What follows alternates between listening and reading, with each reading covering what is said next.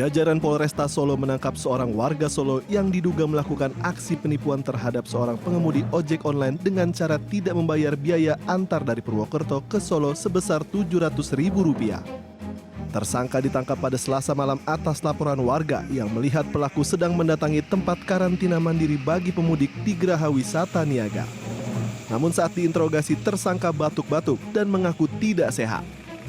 Rencana penahanan pun batal.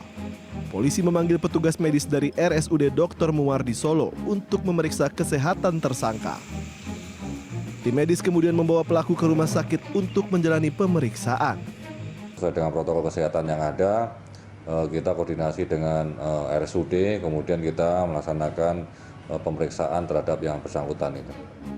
Aksi tersangka saat menipu ojek online asal Purwokerto ini sempat viral di media sosial.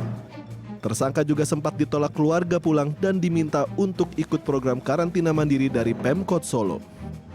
Saat ini tersangka menjalani pemeriksaan kesehatan dan akan dikarantina di rumah sakit untuk mengetahui apakah tersangka terpapar COVID-19 atau tidak.